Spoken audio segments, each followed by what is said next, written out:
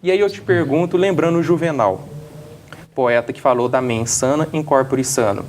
Seria possível uma mente sã, saudável, em uma sociedade insana?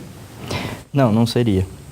Infelizmente, quando a gente está falando de saúde mental ou de doença mental, a gente está falando da sociedade. A gente está falando de como o mundo tem organizado as suas práticas, as suas ideias, as suas intervenções, e as pessoas têm sofrido bastante. Você falou do número de suicídios, que aumentou bastante, isso acompanhou provavelmente o número também de aumento de depressão no mundo todo. Até 2020, a depressão vai ser a doença que mais vai afastar pessoas no trabalho no mundo inteiro. Ela já é a segunda. Alguns sociólogos, alguns filósofos, psicólogos, educadores têm se atentado bastante para isso. As pessoas têm, de alguma forma, estão com um estilo de vida que adoece. Então não dá para separar mente, corpo e relações sociais. Exatamente. Então, veja bem, se você pensar que nós, como um organismo biológico, temos também algumas necessidades que são naturais, a grande pergunta é, será que o modo de vida que nós estamos levando atende a essas necessidades que são básicas? Que não são necessidades que dependem da cultura, simplesmente, ou da aprendizagem. O estilo de trabalho que nós estamos submetidos, né? O trabalho, de certa forma, ele é bastante estressante para a maioria das pessoas. As pessoas têm trabalhado mais do que deveriam, né? Isso sobra pouco tempo para situações de lazer, por exemplo. Sem contar que algumas pessoas não gostam do trabalho que têm. Criou em nós uma necessidade de urgência.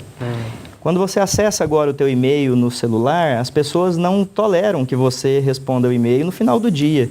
Você tem que responder dentro de meia hora. E se de uma hora você não responder o e-mail que a pessoa te mandou, ela já reclama. Deixou a gente com esse senso de urgência que faz com que a gente resolva tudo rápido, se relacione de maneira muito rápida e, por consequência, de maneira superficial. O Mário Sérgio Cortella disse numa palestra um dia uma coisa bem interessante, que o mundo passa pela miodização da vida e a despamonhalização das relações. Lembra de fazer pamonha?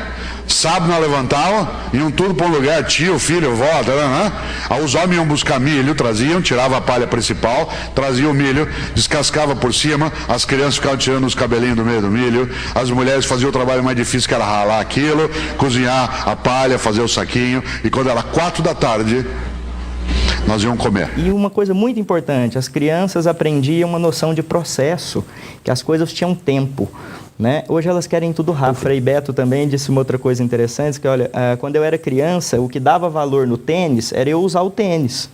Eu usava o tênis e o tênis ganhava valor quando eu usava. Hoje é o contrário, o tênis dá valor para as pessoas. Sim. Né? Então, isso aí me lembra o Karl Marx falando em fetiche da mercadoria, né?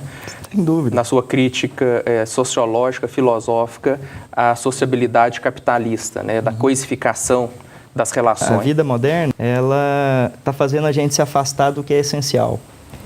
A gente está se afastando cada vez mais da convivência, a gente está afastando cada vez mais do contato com a natureza, de comer coisas que a gente tem vontade, mas que não são esses enlatados e gorduras e tudo isso. Produzidos a 4 mãos, o casal, a família, na casal, cozinha. A família, a gente não almoça ou janta na mesa mais. É uma dificuldade tremenda crianças hoje aprenderem a sentar à mesa e conversar com os pais e relatar o que aconteceu na escola. E essa coisa da relação, ela, como eu disse, ela é da natureza humana.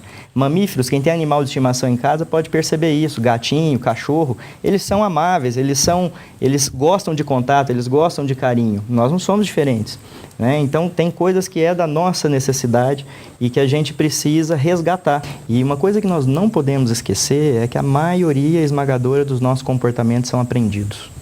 E um comportamento não se mantém com frequência, seja ele um comportamento adequado ou inadequado, se ele não estiver sendo de alguma forma confirmado, gratificado. Em todos os lugares, as pessoas precisam retomar a ideia de que é preciso ensinar. O pai, você é pai, você tem não só o direito, como o dever de ensinar as coisas adequadas para o teu filho.